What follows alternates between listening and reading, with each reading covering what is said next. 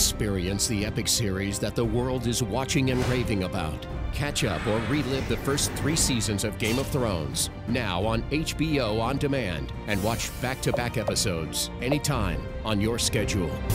This year, join the Legion of Followers and enjoy past seasons of Game of Thrones, plus the premiere of Season 4 on April 6th on HBO.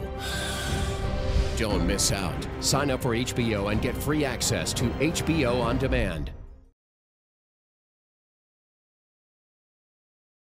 The Free National Movement lashes out at government over another delay to the planned constitutional referendum.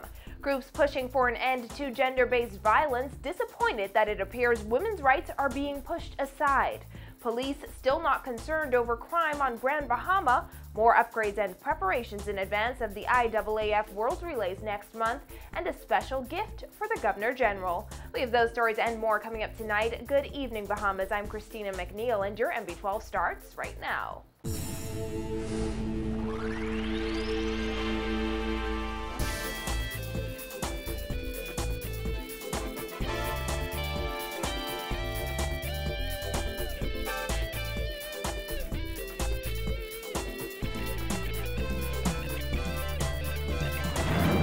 Joining us. Yet another delay, all but certain, for the planned constitutional referendum that would address the double standard as it relates to a Bahamian woman's right to pass citizenship on to her children. This despite a promise by Prime Minister Perry Christie that the referendum would happen by this June. Dana Smith reports.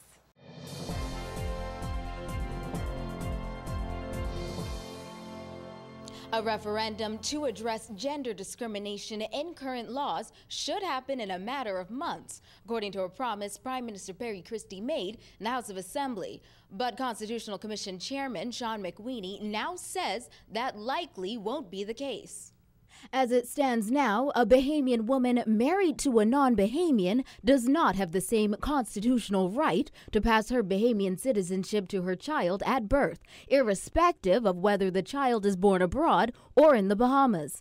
Conversely, a Bahamian man who fathers a child to a foreign woman outside of marriage does not have the same right as a Bahamian woman to automatically pass citizenship to that child. And those are just 2 of 6 pressing gender equality issues. Last October, the Prime Minister promised to address these issues before the end of June through a referendum. That a referendum on the matter will be held throughout the nation not later than the end of June 2014. Following an ample period for public education and discussion, which will be led by the Constitutional Commission.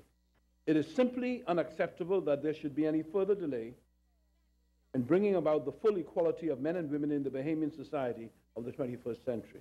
However, the education campaign Christie spoke of has yet to start, and the planned constitutional bills have not been introduced in Parliament, nor have any drafts been circulated for public consumption.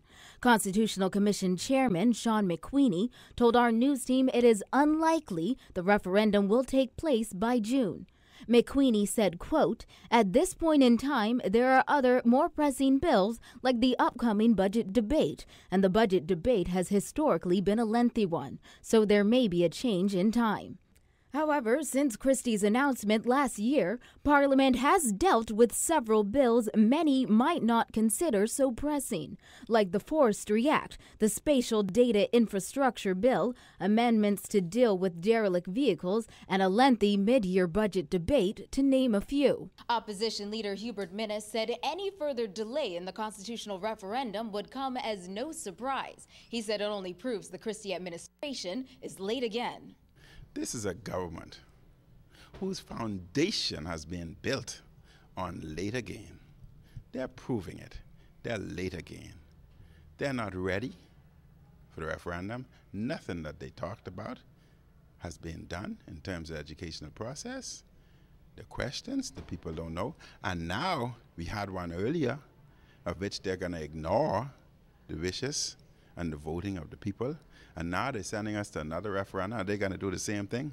And Senator Carl Bethel, who served on the Constitutional Commission, said he's disappointed on behalf of Bahamian women everywhere. He called on the government to get its act together. On behalf of every Bahamian woman, I would have to express great disappointment that the government has been unable to get its legislative act together in order to advance the cause of women. Bethel criticized the government for creating what he called a legislative bind. He said many important bills for items such as value-added tax and the budget have yet to be tabled. We are now being threatened with the imposition of a value-added tax that we know little or nothing about. The final proposed legislation for this change has not even been tabled in Parliament. Bahamian people are uncertain, fearful, and left to guess by their government. The government is getting itself, it seems, into a legislative bind because so many things are now backed up. Bethel explained this legislative agenda that he criticized as lacking in focus is only highlighted by the government's neglect of its commitment to equal rights for women. I think their terrible neglect of a profound commitment made at the commencement of the Constitutional Commission process that if nothing else were to arise, steps would be taken to promote and enshrine the equal rights of women. And yet now, all these years later, 2 years later, nothing has materialized for women. It is really a symptom of what is appearing to be an almost chronic lack of focus. Reporting for NB12, I'm Dana Smith. Well, the projected delay in the constitutional referendum is not sitting well with several women's advocacy groups. As we mentioned earlier, one of the referendum items will deal with a Bahamian woman's right to pass citizenship on to her children. President and CEO of Bahamas Urban Youth Development, Podesta Moore, says women cannot stand by and allow politicians to dictate to the country's citizens any longer. Rather, she says women ought to let their voices be heard. We are the majority voters, but they keep the citizenship that's passed on to our children. They keep postponing this. From last year, it was supposed to have taken place. Then they postponed it again for November. Then now it's been postponed again for June. And then we as women have to take a stand and say, you know what? This needs to be a priority. We cannot continue to allow our leaders to keep postponing something that's so important to us. Moore spoke at a gender-based violence awareness event with the Coalition to End Gender-Based Violence and Discrimination this morning. The Bahamas has signed on to the United Nations Economic and Social Council's Commission on the Status of Women, which is a global policy-making body dedicated to gender equality and the advancement of women. Despite the work of that commission, Moore says nothing more has been done in the Bahamas to further the rights of women, and the constitutional referendum delay is just another setback for women across the country. So we signed on to the CSW, we signed on for the elimination of all forms of discrimination against women, but the country has not done anything. But yet, year after year, they go and report on that they're making progress. But what progress is being made if we're still being discriminated against? So come June, and we haven't seen any educational forums as yet. So that's why I'm glad that we formed this coalition. So we can now educate, we have to do our due diligence, we have to do our part, and educate women in the communities about this important law once it comes to referendum, that we cannot vote against this again. Back in 2002, a referendum was held asking voters, among other things, if they wanted to remove constitutional discrimination against women. The majority of the electorate voted against this. The Progressive Liberal Party supported the 2002 referendum in the House of Assembly, but later sided with those who opposed the process. Moore says this time around, whenever the referendum takes place, women ought to stand up for their rights rather than allow the issues to become political. People were not understanding exactly what it is that they were voting for. And we cannot allow the politicians to do this again. The Referendum nor the PLP, it's not political, and we need to make sure that women understand that this is not a political issue.